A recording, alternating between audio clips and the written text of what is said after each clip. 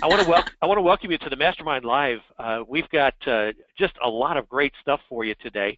Let me just start the little PowerPoint slide here and get back onto the screen. There we go.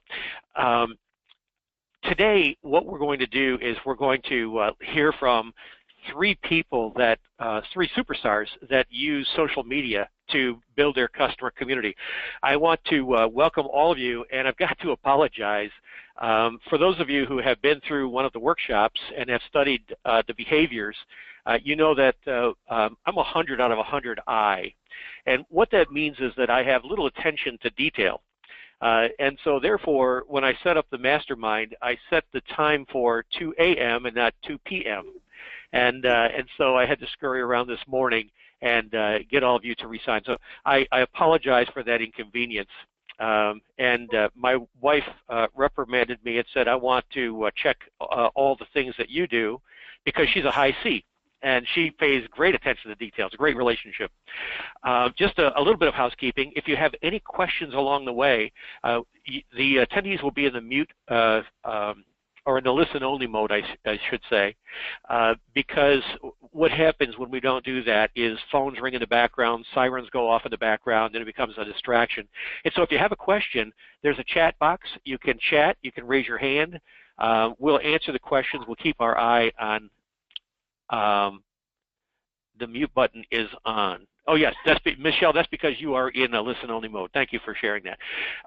And so if you do have a question, just put it down in the box. What I'd like to do is start out by introducing our three panelists. Two of them you can see on screen. One is by phone only. So the first person I'd like to introduce you to is Amanda. Amanda is at GMG Jewelers.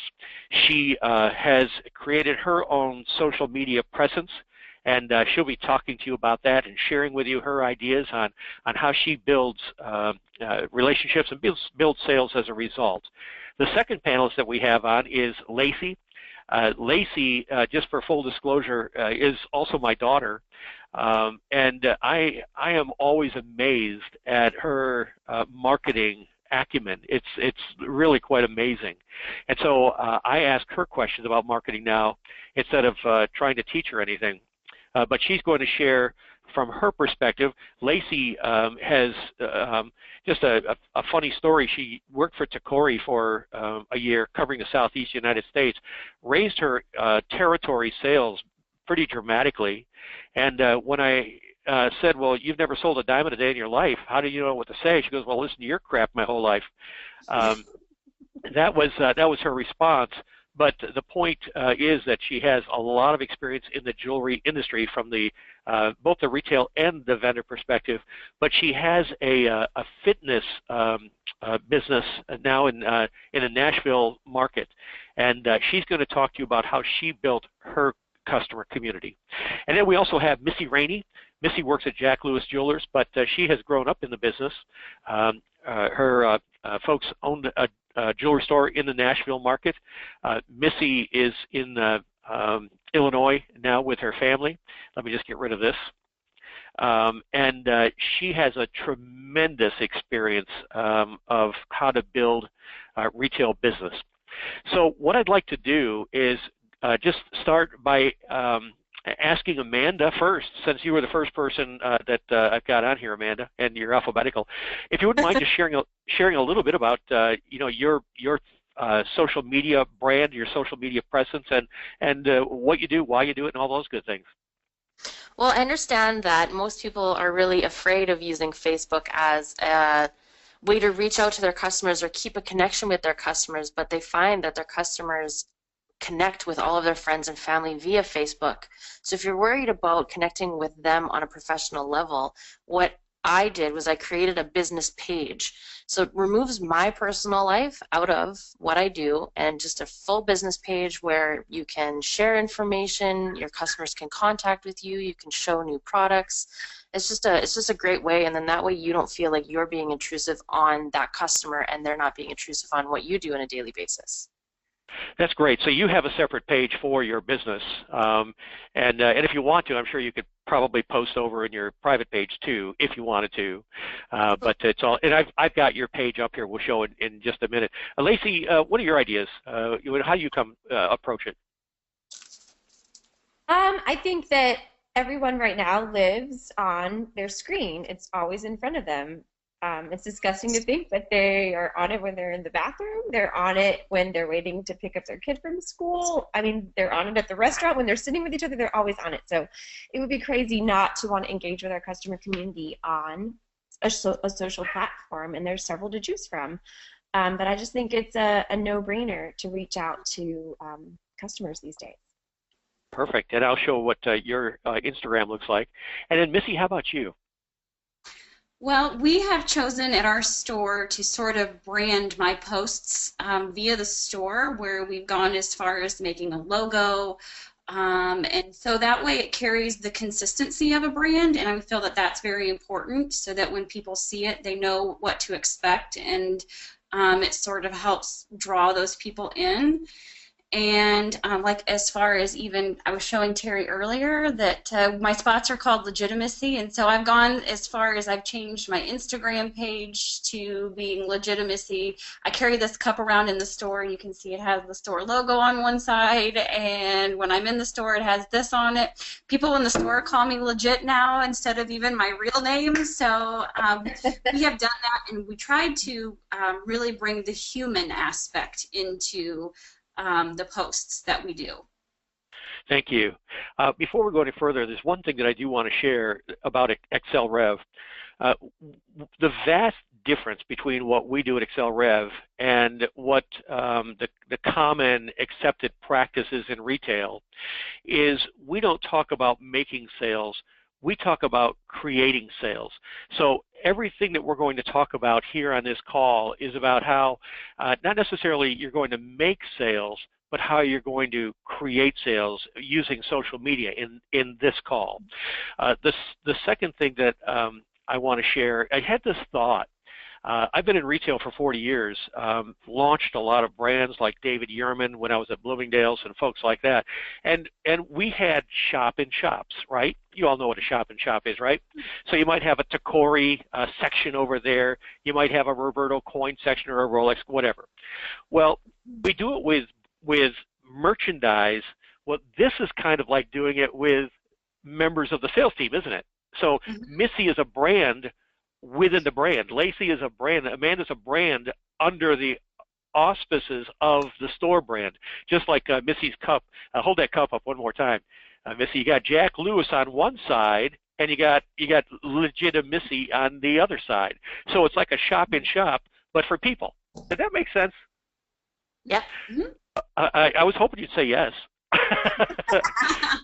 Well, let me close out the little PowerPoint here. And Amanda, I'm going to take everybody over to Rockin' Out with Amanda.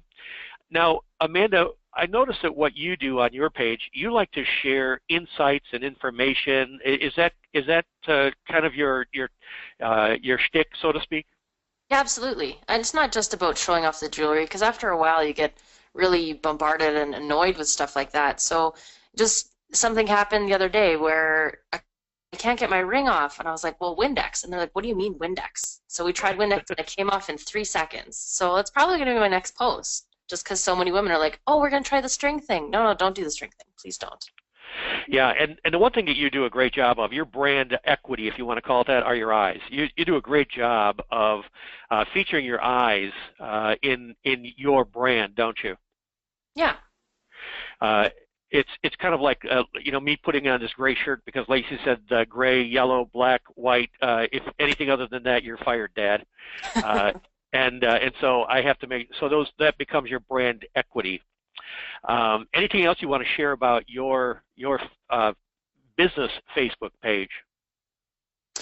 Just make it real. Like, most people can connect with something that is like legit, like Legitimacy, right? As long as it's real and right from where you know it's going to serve a lot of people, then it's going to be great. Everyone's going to love it.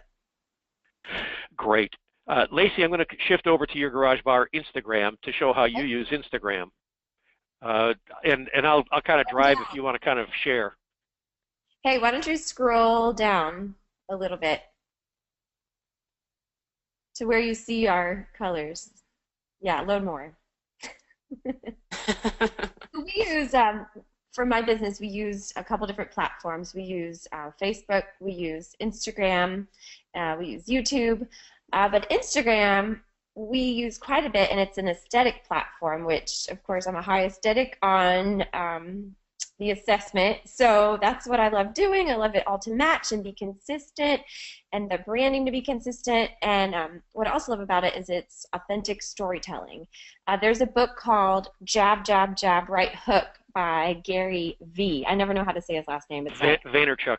Vaynerchuk. And he talks about how, you know, people just tune out. Buy from me, buy from me, buy from me, buy from me.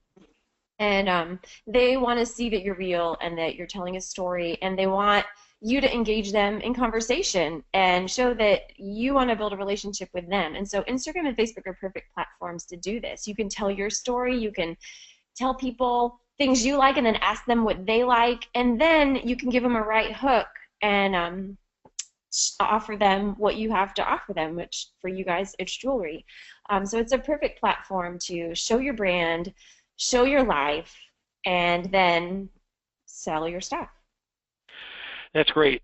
And you're very particular about colors, and obviously you spend time in the setup of your Instagram. It's very Instagram is 3 blocks across, and I can see that you've got like pink, blue, so on and so forth, and you're really good at that. Thanks. And then Missy, I'm going to, what I did with Missy's is I put it in the PowerPoint presentation here so that if I had any kind of technical issues, it would be there. So pull this one up first.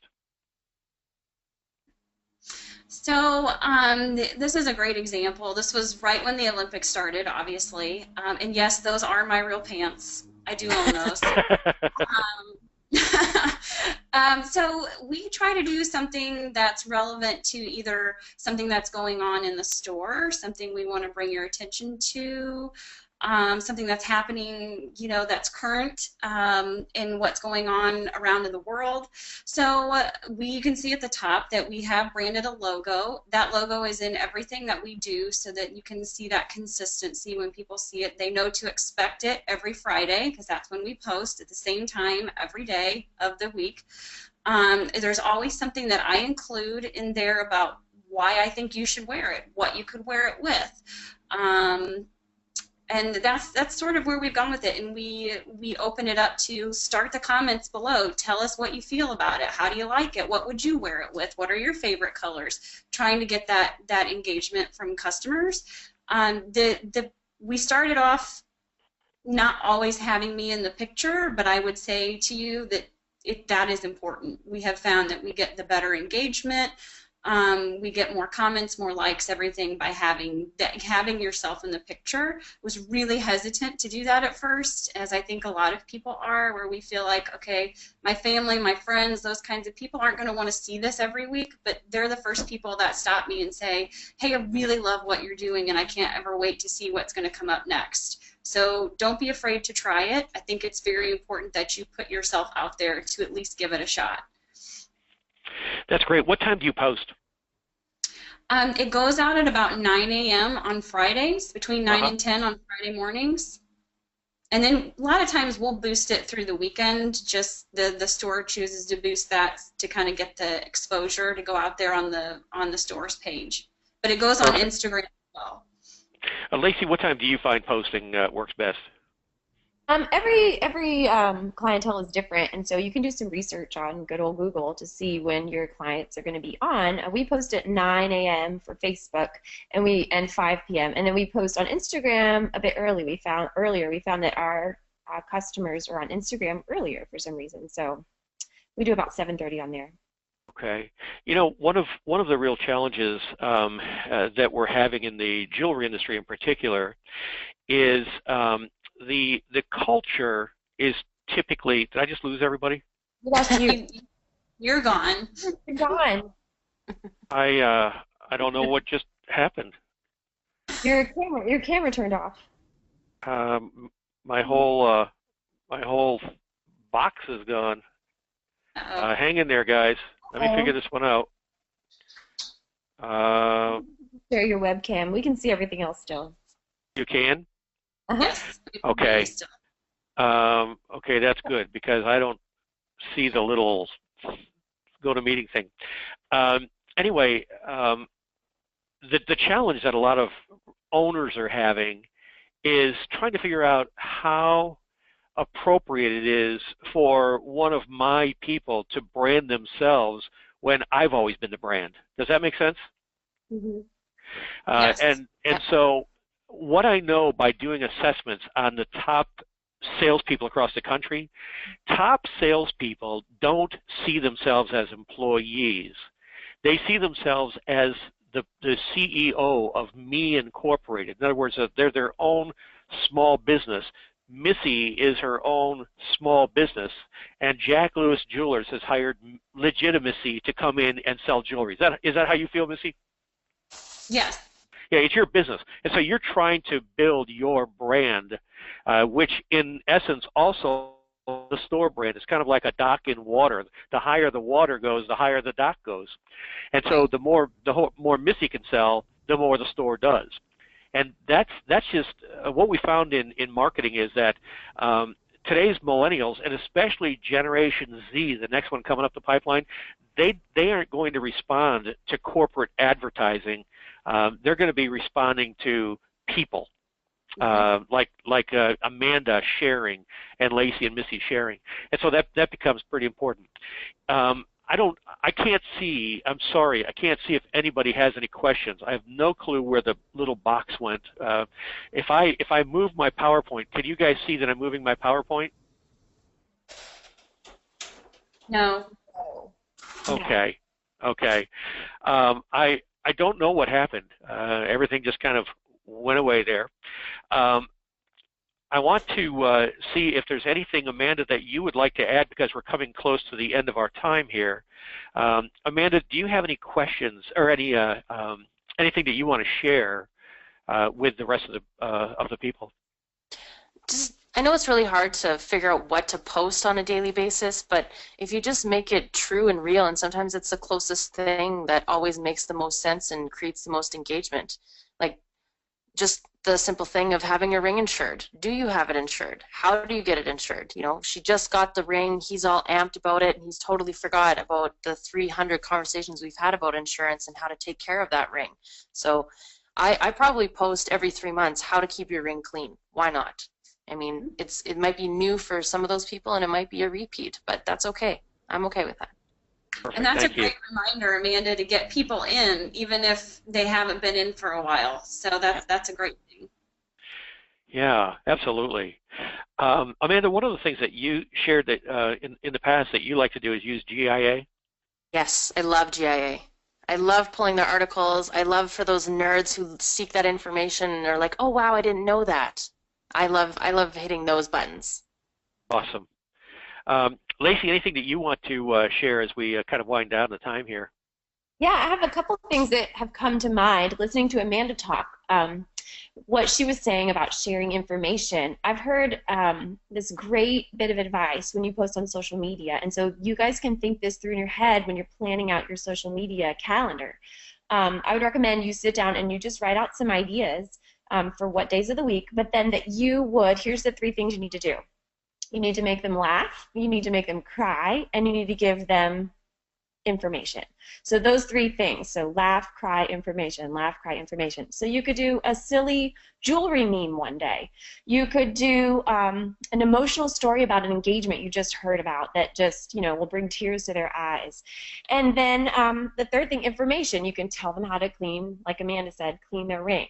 So if you just try to cycle through those 3 things, you're really going to engage them on a human level and make sure to infuse yourself into those, obviously. And then the other thing that came to mind that I wanted to let you know, like you might be super scared or intimidated to share